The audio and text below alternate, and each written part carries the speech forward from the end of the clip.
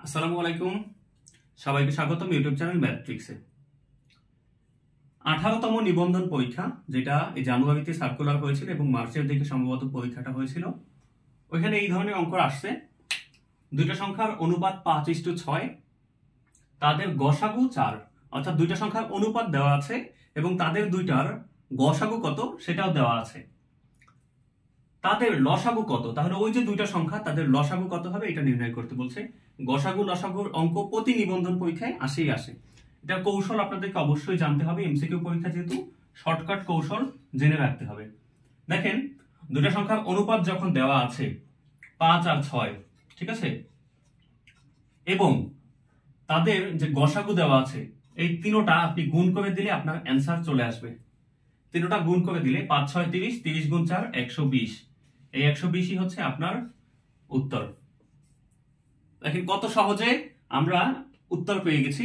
এটা যদি লিখিত নিয়মে করতে হতো, আমাদের প্রথমে দুইটা সংখ্যাকে ধরে নিতে হতো 5x এবং 6x, তাদের গসাগু হতো x এর মান পেতাম 4, এবং লসাগু এই সিস্টেমে অঙ্কটা করতে হতো।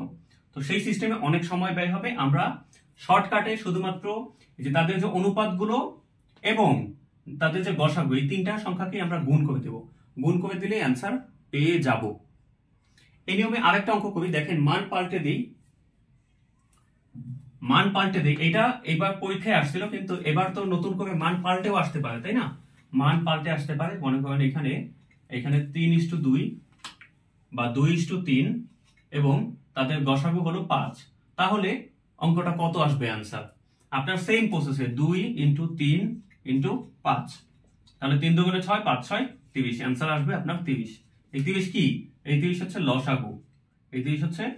লসাগু। বুঝতে পেরেছেন আশা করি। এই নিয়মের অঙ্ক এবারও পরীক্ষায় আসবে। আপনারা এই কৌশল অবলম্বন করে খুবই স্বল্প সময়, মাত্র 2-3 সেকেন্ডের মধ্যে কিন্তু 1 নাম্বার কনফার্ম করতে পারবেন। আরো কিছু অঙ্ক দেখাই, চলুন। এখন আসি 2 নাম্বারে। 2 নাম্বারে দেখুন, 10টি সংখ্যার যোগফল 380, এদের প্রথম 4টির গড় হলো 40, শেষ 5টির গড় হলো 30, তাহলে মাঝখানে পঞ্চম সংখ্যাটি কত? অর্থাৎ 10টা সংখ্যার টোটাল সমষ্টি বলে দেওয়া আছে 380, এদের মধ্যে প্রথম যে 4টা সংখ্যা তাদের এভারেজে বা গড় মান হলো 40, শেষের 5টা সংখ্যা আবার গড় হলো 30। তো মাঝখানে যে পঞ্চম সংখ্যাটা, ওই সংখ্যার মান কত, এটা হচ্ছে কোশ্চেন। এটাও 18তম শিক্ষক নিবন্ধন 2024 স্কুল পর্যায়ে 2-এ এবং স্কুল পর্যায়ে 1-এ এসেছিল। তো উত্তর কত হবে, কিভাবে হবে? আপনারা দেখুন, প্রথমে খেয়াল করেন, প্রথম যে 4টা সংখ্যার গড় দেওয়া আছে, কত দেওয়া আছে? 40। এই 40 দিয়ে 4কে গুণ দিবেন। 40 দিয়ে 4কে গুণ দিলে প্রথম 4টার সমষ্টি পেয়ে গেলাম আমরা 4 × 16 160। আবার শেষ 5টির গড় কত দেওয়া আছে? 30। তাহলে ওই 30 দিয়ে আমরা 5কে গুণ দিব, তাহলে শেষ 5টির সমষ্টি পাচ্ছি। তাহলে 30 গুণ 5 হচ্ছে 150।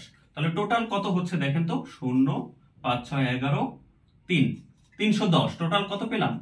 310। এখানে কয়টা সংখ্যার সমষ্টি? এখানে 4টা আর 5টা 9টা সংখ্যার সমষ্টি পেলাম 310। কিন্তু আমাদের প্রশ্নে প্রথমে দেয়া ছিল 10টি সংখ্যার যোগফল 380।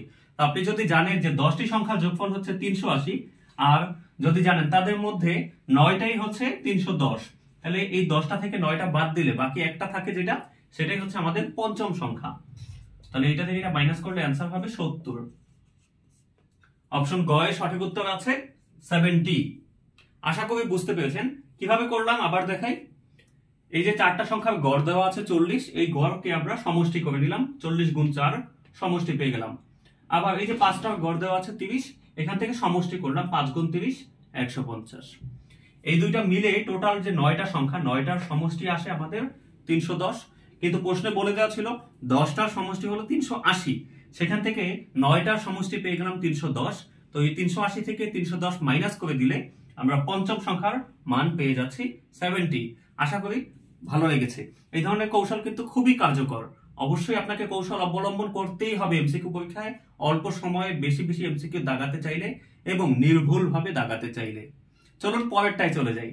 3 নম্বরে দেখুন, একটি কোণের 4 গুণ 180, তার সম্পূরক কোণ কত? কত সিম্পল একটা কোশ্চেন, কিন্তু না পারলে কিন্তু এটাই কঠিন।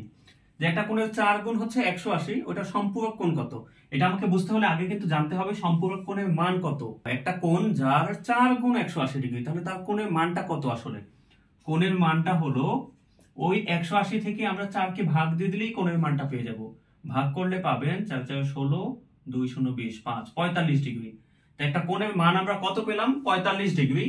কিন্তু আমাদের শুধু ওই কোণের মানটা চাই নাই। দেখেন খেয়াল করে, 45 ডিগ্রি এর 4 গুণ কিন্তু ঠিকই 180 ডিগ্রি হয়। কোণের মানটা আমরা পেয়েছি, কিন্তু বলেছে তার সম্পূরক কোণ কত, ওই কোণের সম্পূরক কোণ বের করতে বলেছে। তো আমরা 180 ডিগ্রি থেকে মনে করেন 45 ডিগ্রি যদি বাদ দিয়ে দিই, তাহলে বাকিটাই হচ্ছে আমাদের সম্পূরক কোণ। বাকিটাই কি? সম্পূরক কোণ। অর্থাৎ 180 ডিগ্রি থেকে এই 45 ডিগ্রি মাইনাস করে দিলেই আমাদের সম্পূরক কোণ পেয়ে যাব 135 ডিগ্রি। অ্যান্সার চলে আসলো 135 ডিগ্রি। ঘ।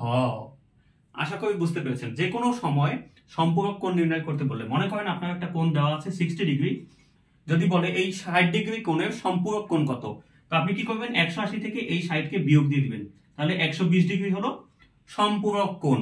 সম্পূরক কোণ নির্ণয় করতে হলে 180 থেকে বিয়োগ করবেন। আর যদি শুধু পূরক কোণ বলে তাহলে 90 ডিগ্রি থেকে বিয়োগ করবেন। যদি সম্পূরক না বলে শুধু পূরক কোণ বলতো, পূরক কোণ বলতো, তাহলে আমরা 90 ডিগ্রি থেকে বিয়োগ করতাম এই 45 ডিগ্রিকে। সেক্ষেত্রে হতো 45 ডিগ্রি অ্যান্সার। এটা হলো পূরক আর এটা হলো সম্পূরক। এটা কি? সম্পূরক।